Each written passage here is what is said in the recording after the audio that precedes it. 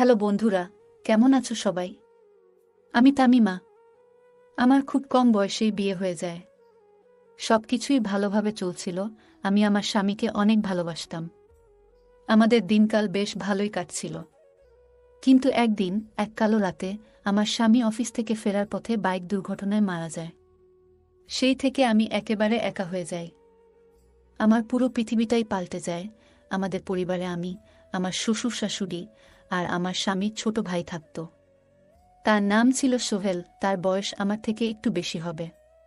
কিছুদিন পর আমি লক্ষ্য করলাম আমার চলাফেরা কেউ নজর করছে। পরে জানতে পারলাম সে আর কেউ নয়, আমার দেবর সোহেল। সে এখন কেন জানি আমার দিকে চেয়ে থাকে, আর আমি তাকালেই লজ্জা পেয়ে মুখ সরিয়ে নেয়। এভাবেই বেশ কিছুদিন কাটতে থাকলো। এইদিকে একলা রাতে আমার যেন ঘুম আসে না।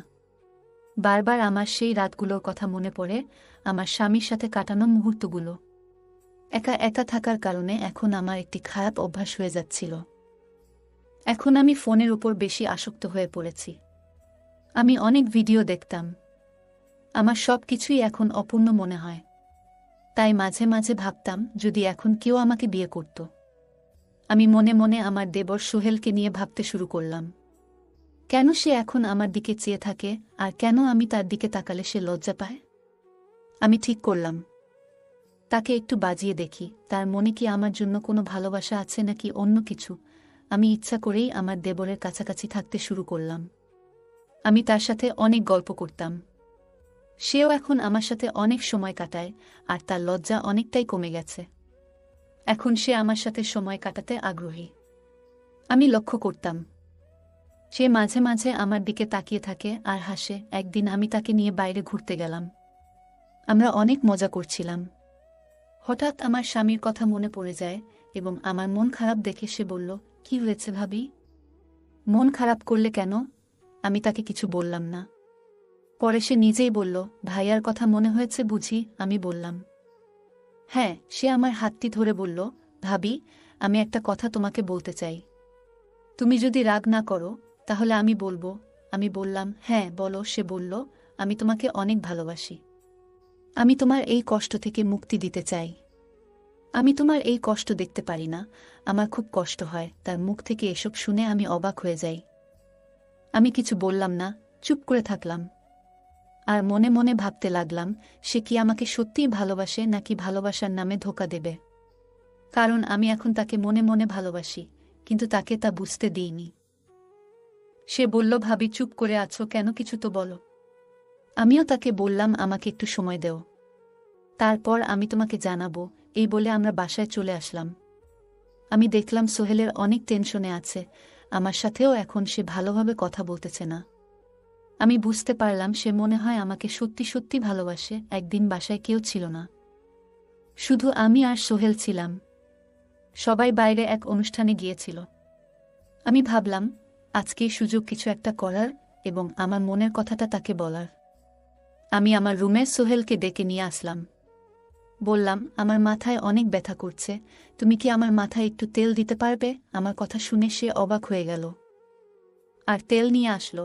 আমি তার কোলে মাথা রাখতেই সে যেন কেমন করে উঠল। ভাবলাম মাথাটা হয়তো ঠিক জায়গায় রাখিনি। সে তেল দিতে শুরু করল, আর আমি তাকে বললাম, আমি যদি রাজি হয়ে যাই এই সম্পর্কটা কি সবাই মেনে নেবে? সে বলল, ভাবি তুমি এসব নিয়ে টেনশন করো না। যদি না মেনে নেয় তাহলে আমরা পালিয়ে বিয়ে করব।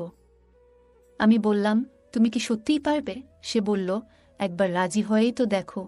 আমি আর কি কি পারি? তার কথা শুনে আমি একটু লজ্জা পেলাম। ভাবলাম তাহলে আমার সব অপূর্ণ চাওয়াগুলো আমি তার কাছ থেকে পূরণ করতে পারবো। আমি তাকে বললাম, হ্যাঁ সোহেল, আমিও তোমাকে ভালোবাসি। আমার এই কথা শোনা মাত্রই সে আর দেরি করতে পারল না। তার কোলে আমার মাথা রাখা ছিল, তাই সাথে সাথেই সে আমাকে অনেক শক্ত করে জড়িয়ে ধরল আর সে ভালোবাসা দেখাতে লাগল। আমি অবাক হয়ে গেলাম। আমি তাকে বললাম, থামো, এখনই কি করছো? সে আর আমার কথা না শুনেই আনন্দে আত্মহারা হয়ে পড়ে। তার এসব দেখে আমি তো অবাক হয়ে গেলাম, আর আমারও ভালো লাগতে শুরু করে। তাই আমি আর তাকে বাধা দিলাম না। অনেক দিন পর এত আনন্দে দিন কাটবে তা আমি কখনো ভাবতে পারিনি। সে আমাকে সত্যিই অনেক ভালোবাসে, তাই আমিও তাকে অনেক ভালোবাসতে শুরু করি। আস্তে আস্তে যত দিন যাচ্ছে আমাদের ভালোবাসা আরও বেড়ে যাচ্ছে।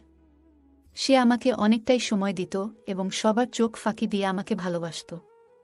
আমাদের ভালোবাসার সম্পর্কটা এখনও কাউকে জানানো হয়নি।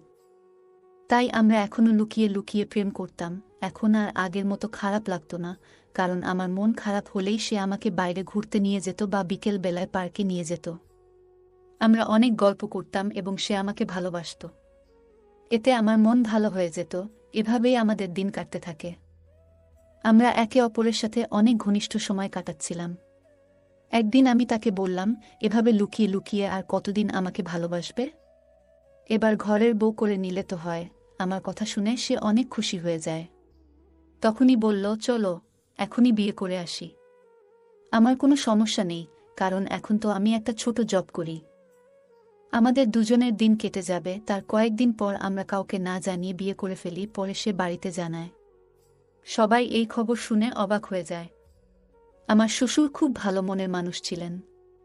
তিনি আমার কথা অনেক ভাবতেন, কারণ তার বড় ছেলে মারা যাওয়ার পর থেকেই তিনি আমাকে নিয়ে খুব টেনশনে থাকতেন। আমি তার ছোট ছেলেকে বিয়ে করার কারণে তিনি রাগ করেননি, বরং খুশি হয়েছিলেন। আমাদের সম্পর্কটা বাসার সবাই মেনে নেয়। আমি এখনও ভাবতে পারিনি যে সবাই এই সম্পর্কটা এত দ্রুত মেনে নেবে। আমি তো মনে মনে ভেবেছিলাম যে আমাদের হয়তো বাসা থেকে চলে যেতে হবে। যাক, এসব কিছুই হয়নি, ভালোই হয়েছে। তারপর থেকে আমি আর সোহেল সুখের সংসার শুরু করি। আমি তার অনেক যত্ন নিতাম, আর সে আমার অনেক খেয়াল রাখত এবং ভালোবাসা দিত। এটা আমার খুব ভালো লাগত। এভাবেই আমাদের দিনগুলো কাটতে থাকে। গল্পটা কেমন লাগলো জানাতে ভুলো না। তোমাদের সাথেও কি এমন কোনো ঘটনা ঘটেছে? যদি ঘটে থাকে তাহলে কমেন্টে জানাতে ভুলো না। আরও মজার মজার রোমান্টিক গল্প শুনতে চাইলে ভিডিওটি লাইক, শেয়ার এবং চ্যানেলটি সাবস্ক্রাইব করতে ভুলো না। ধন্যবাদ।